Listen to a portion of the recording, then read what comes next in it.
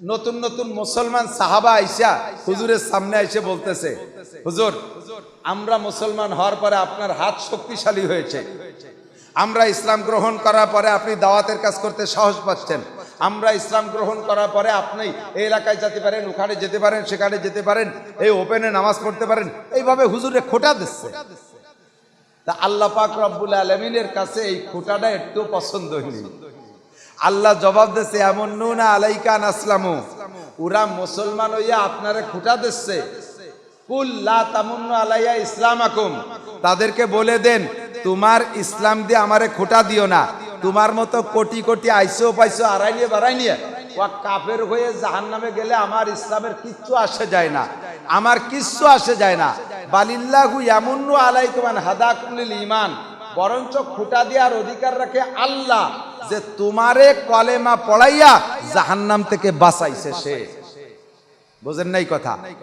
তুমি মুসলমান হইয়া ইসলামরে খোঁটা দিও না, বরঞ্চ আল্লাহ তোমারে খোঁটা দিতে পারে এই কথার পর, যে তোমাকে আমি কলেমা পড়াইয়া মুসলমান বানা হওয়ার তৌফিক দিয়েছি, এর ওসিলায় তুমি জাহান্নাম থেকে বাঁচিয়ে গেছো, শুকর আদায় করো, খোঁটা দিও না।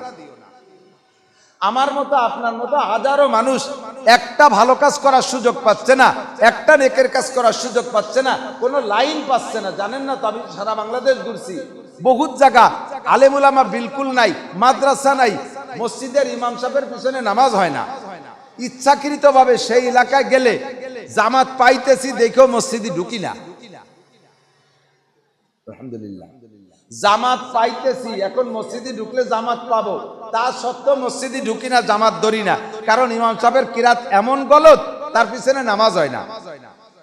আল্লাহর রহমতে আমাদের এই এলাকায় মাদ্রাসাগুলোর ওসিলায় আমরা একটু একটু নেক কাজ করার সুযোগ পাচ্ছি। বলেন আলহামদুলিল্লাহ, একটু বলেন আলহামদুলিল্লাহ। এই যে আসে বসার সুযোগ পাইছি, তিলাওয়াত শোনার সুযোগ পাবো। আমার সুলতান শাহী মাদ্রাসায় আগে হেফজখানা ছিল না, হাফেজ ছিল না, হাফেজ গঠন হতো না, শুধু জামাতখানা মৌলানা লাইন। মাদ্রাসার কোনো উন্নতি অগ্রগতি নাই, 2-3 জামাত, প্রায় 26 বছর পর্যন্ত 2-3 জামাত, এতে মোটে বাড়েই না। আমি এই লক্ষ্মীবাসাতে যাওয়ার পরে গোপীনাথপুর মাদ্রাসায় পড়াইতাম, ওই সময় আমার কমিটির সভাপতি বানাইছে। আমি বললাম যে মাদ্রাসার উন্নতির জন্য একটা মাত্র মাধ্যম, সেটা আমাদের বন্ধ থাকার কারণে উন্নতি হচ্ছে না, সেটা হলো হেফজখানা নাই, হাফেজ ছাত্রদের আনতে হবে, হেফজখানা খুলতে হবে। 24 ঘন্টা কোরআন শরীফের তেলাওয়াত যে জায়গা হয়, আল্লাহর রহমত 24 ঘন্টা সে জায়গা নাজিল হয়। একটু কন্যা সুবহানাল্লাহ। 24 ঘন্টা কোরআনের বরকত না আসলে মাদ্রাসার উন্নয়ন হবে না।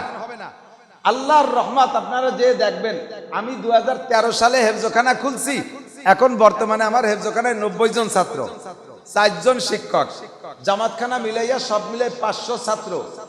মাদ্রাসার বোর্ডিং এর প্রত্যেক মাসে 3 টন 3.5 টন চাউল লাগে, 250-300 ছাত্র লজিংই থাকে, শুইতে দিতে জায়গা পাচ্ছি না।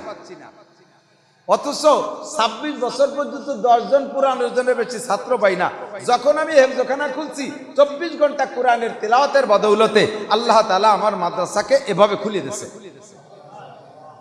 বিশাল এরিয়া নিয়ে ঘর বাড়ি, শুইতে দিতে তারপরও জায়গা পাই না। তো আলহামদুলিল্লাহ, আপনাদের এখানে শুরু হয়েছে কোরআনের তেলাওয়াত দিয়া।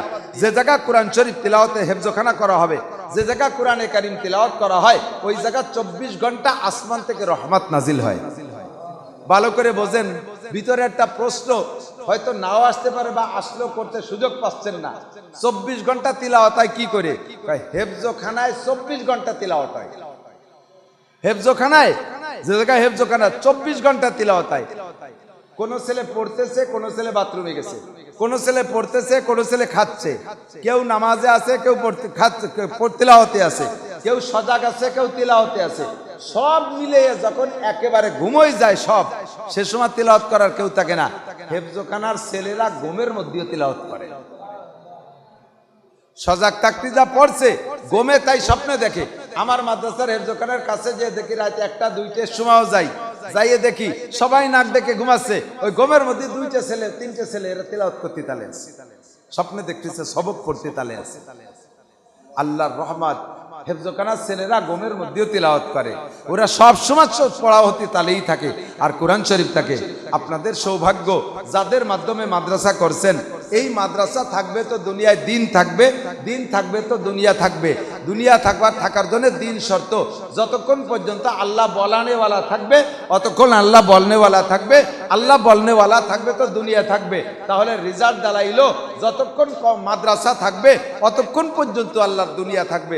যে সময় দুনিয়া থেকে মাদ্রাসা বিলুপ্ত হয়ে যাবে, ধীরে ধীরে আলেম উলামা থাকবে না। আলেম থাকবে তো আপনাদের বয়ান করার লোক থাকবে না, জিকির করানেওয়ালা থাকবে না, জিকির করানেওয়ালা থাকবে না তো জিকিরও থাকবে না, জিকির থাকবে না তো আল্লাহ তাআলা দুনিয়াকে ধ্বংস করে দেন। কথা বলেন, কুল্লু নাফসিন যায়কাতুল মাউত, মরতে সবার হবে কি না? মরণ অবধারিত। কথা বলেন, মরতে হবে না? মরতে হবে। এই যে অ্যাক্সিডেন্টটা আমার হয়েছে, আমরা দাঁড়ায় রয়েছি, গাড়িটা পিছন দিয়ে ব্রেক করছে, ব্রেক করতে করতে যেটুক লাগছে তাই দেখেন কিভাবে বসকাইছে গাড়িটা। আর যদি ফুল গতিতে লেগে যেত তাহলে আমি ভিতরে দলা হয়ে যেতাম। বাঁচাইছে আমাকে কে? আল্লাহ। আল্লাহ ইহয়ী ওয়া ইউমীত, মারেও আল্লাহ, বাঁচায়ও আল্লাহ। মারেও আল্লাহ, বাঁচাও আল্লাহ। কুল্লু নাফসিন যায়কাতুল মাউত, মরতে সবার হবে। তবে আল্লাহ পাক রব্বুল আলামিন বলেন, মরার আগে তুমি কিছু কাজ করো। সেটা কি? ওমা তুকাদ্দিমু লিআনফুসিকুম মিন খায়রিন তাজিদুহু ইনদাল্লাহ, ওমা তুকাদ্দিমু লিআনফুসিকুম মিন খায়রিন তাজিদুহু ইনদাল্লাহ। নামাজ রাখো আমল নামায়, রোজা ঢুকো আমল নামায়, হজ ঢুকো আমল নামায়, জাকাত ঢুকো আমল নামায়, কলেমা ঢুকো আমল নামায়, তিলাওয়াত ঢুকো আমল নামায়, জিকির ঢুকাও তোমার আমল নামার মধ্যে, ফিকির ঢুকাও তোমার আমল নামার মধ্যে। ব্যক্তিগত শারীরিকভাবে যত ইবাদত করা সম্ভব এই ইবাদতগুলো দিয়ে তোমার আমলের বস্তা ভরো। আর একটা কাজ করো বান্দা, ওমা তুকাদ্দিমু লিআনফুসিকুম মিন খায়র, খায়র মানে মাল, খায়র মানে মাল। আল্লাহ পাক বলেন, ওমা তুকাদ্দিমু লিআনফুসিকুম মিন খায়রিন তাজিদুহু ইনদাল্লাহ। দুনিয়ার মানুষের কাছে কিছু দিলে কয়দিন পর অস্বীকার করে। কের কাছে কোনো আমানত রাখলে কয়দিন পর অস্বীকার করে। যদি লেখালেখি না থাকে, লেখালেখি থাকলেও তাই পর্যন্ত অস্বীকার করে। এরকম ভালো মানুষ আছে না? কথা কন না কেন? আমানত স্বীকার করে না, অস্বীকার করে। দিলে খেয়ানত করে বসে, যার কাছে দেবেন সেই শেষ করে দেয়। মসজিদের ক্যাশ ক্যাশিয়ারের কাছে তাও মেরি খেয়ে ফেলায়। কথা কয় না? মেম্বারের কাছে জনগণের মাল আইছে, তা মারিয়ে খায়।